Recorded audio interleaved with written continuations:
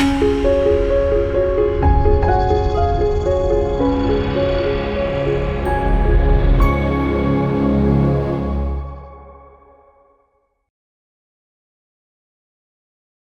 మాత్రం. నేను మీ journalist Navata. Welcome to R voice.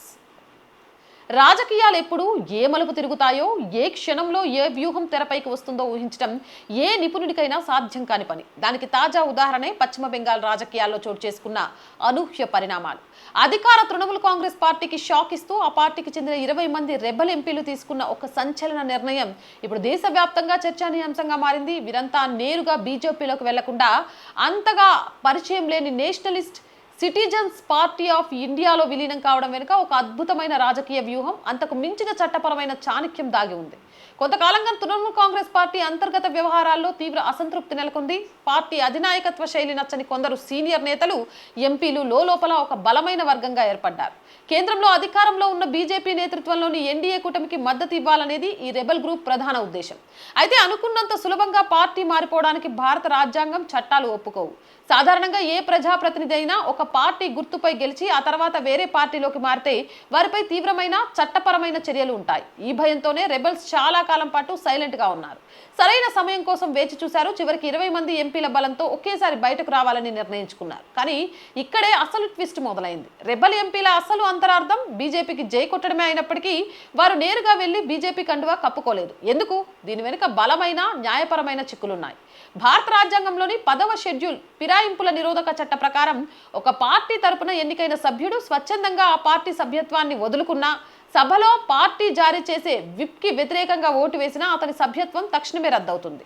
పార్లమెంట్లో ఏదైనా కీలక బిల్లు వచ్చినప్పుడు టీఎంసీ ఒక రకమైన విప్ జారీ చేస్తే ఈ రెబల్స్ దానికి వ్యతిరేకంగా బీజేపీకి అనుకూలంగా ఓటు వేయాల్సి ఉంటుంది. అలా చేస్తే మరుక్షణమే టీఎంసీ స్పీకర్ కి ఫిర్యాదు చేసి వీరి సభ్యత్వాలను రద్దు చేయిస్తుంది. ఒకేసారి 20 మంది ఎంపీల సభ్యత్వాలు రద్దయితే బెంగాల్లో మళ్ళీ ఉప ఎన్నికలు వస్తాయి. అధికారంలో ఉన్న టీఎంసీని వారి సొంత గడ్డపై ఉప ఎన్నికల్లో ఢీకొట్టడం, పైగా పార్టీ ఫిరాయింపులనే ముద్రతో ప్రజల్లోకి వెళ్లడం అంటే రాజకీయంగా ఆత్మహత్య సదృశ్యమే అవుతుంది. అందుకే నేరుగా బీజేపీకి మద్దతిస్తే తమ రాజకీయ భవిష్యత్తు అంధకారంలో పడుతుందని, ఎంపీ పదవులు ఊడిపోతాయని రెబల్స్ గ్రహించారు. ఈ కంప్లీట్ స్టోరీలో అత్యంత ఆసక్తికరమైన మలుపు చెప్పన, రెబల్ ఎంపీలు ముందస్తు జాగ్రత్త పడడానికి కారణం స్వయంగా టీఎంసీ నేతలే కావడం.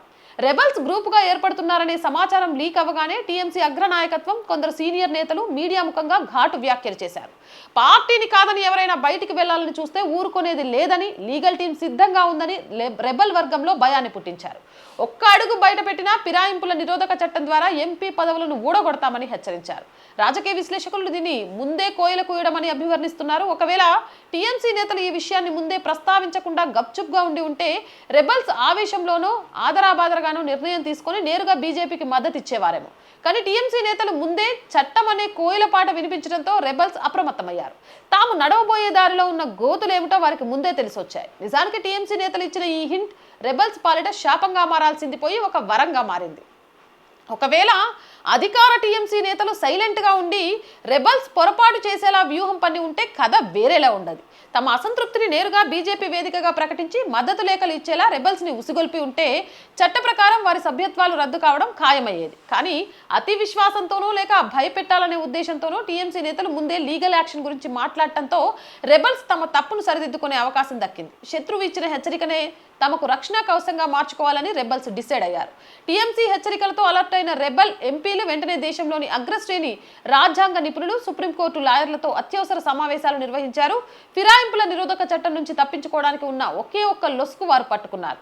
ఒక పార్టీకి చెందిన ప్రజాప్రతినిధుల్లో 3/2 కంటే ఎక్కువ మంది సభ్యులు విడిపోయి వేరొక రాజకీయ పార్టీలో విలీనమైతే వారిపై అనర్హత వేటు పడదు. లోక్సభలో టీఎంసీకి ఉన్న మొత్తం ఎంపీల సంఖ్యను లెక్కగడితే ఈ 20 మంది రెబల్స్ ఖచ్చితంగా 2/3 వంతు మెజారిటీ మార్కును దాటారు.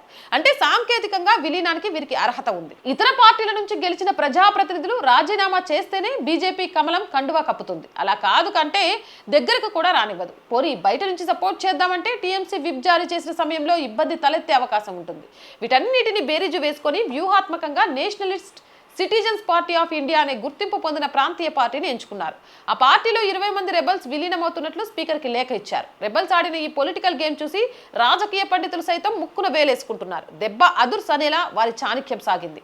ఈ ఒక్క నిర్ణయంతో వారు ఒకే దెబ్బకు 2 పిట్టలను కొట్టారు. 2/3 వంతు మందితో కలిసి ఎన్సీపీఐలో విలీనం కావడం వల్ల ఇప్పుడు స్పీకర్ సైతం వీరిపై తక్షణమే అనర్హత ఓటు వేటు వేయలేరు. చట్టబద్ధంగా వీరు సేఫ్ జోన్లోకి వెళ్లిపోయారు. ఎన్సీపీఐలో విలీనమైన మరుక్షణమే ఆ పార్టీ తరపున కేంద్రంలోని ఎన్డీఏ కూటమికి తాము మద్దతు ఇస్తున్నట్లుగా ప్రకటించారు. దీనివల్ల బీజేపీకి రావాల్సిన మద్దతు దక్కింది. వీరికి లభించాల్సిన రాజకీయ రక్షణ లభించింది. టీఎంసీ వేసిన లీగల్ చెక్ రెబల్స్ చెక్మెట్ పెట్టారని చెప్పాలి. తాము వీడిపోవడమే కాకుండా పార్లమెంట్లో తామే నిజమైన టీఎంసీ అని క్లెయిమ్ చేయడానికి కూడా వీరు పునాది వేసుకున్నారు. టీఎంసీ రెబల్స్ చేసిన ఈ ముందస్తు జాగ్రత్తల చాణక్యం విజయవంతమైంది. ముందే కోయల కూయడంతో జాగ్రత్త పడ్డ రెబల్ నేతలు టీఎంసీకి కోలుకోలేని దెబ్బతీశారు. తమ ఎంపీ సభ్యత్వాలను కాపాడుకుంటూనే అనుకున్న విధంగా బీజేపీకి మద్దతు ఇచ్చేలా మార్గాన్ని సుగమం చేసుకున్నారు. ఇదంతా ఒక ఎత్తు అయితే, రెండు విషయాలు ప్రత్యేకంగా చెప్పుకోవాలి. ఒకటి, ఎన్సీపీఐ పార్టీకి 2-3 ఏళ్ల క్రితం పుట్టింది. పార్టీ స్థాపించిన భార్యాభర్తలిద్దరూ పోటీ చేస్తే 800 ఓట్లు మాత్రమే పోలయ్యాయి. అలాంటి పార్టీ రాత్రికి రాత్రే 20 మంది ఎంపీలతో లోక్సభ కీ రోల్ పోషించే స్థాయికి చేరింది. ఇంకో విషయం ఏంటంటే, ఎన్డీఏ కూటమిలో బీజేపీ తర్వాత అత్యధిక ఎంపీలు ఉన్నది తెలుగుదేశం పార్టీకి. నిన్న జరిగిన పరిణామంతో బీజేపీ తర్వాత అత్యధిక ఎంపీలు ఉన్న పార్టీగా Nationalist citizen party of India నిలిచింది. రాజకీయాల్లో ఏదైనా జరగచ్చు అన్నదానికి ఇంతకంటే ఉదాహరణ ఏం కావాలి? ఏదేమైనా 1 షాట్ 2 బర్డ్స్. మోదీ షా ఆలోచనలు ఇలానే ఉంటాయి. జై హింద్, జై భారత్. అండ్ రోజు చెప్తుందేనండి, R group of channels, R voice, R political, R Sanskriti, 3 మన ఛానల్సే.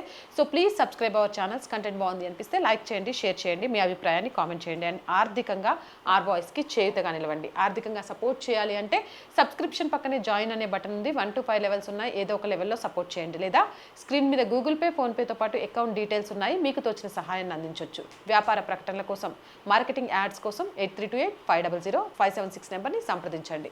జై హింద్, జై భారత్.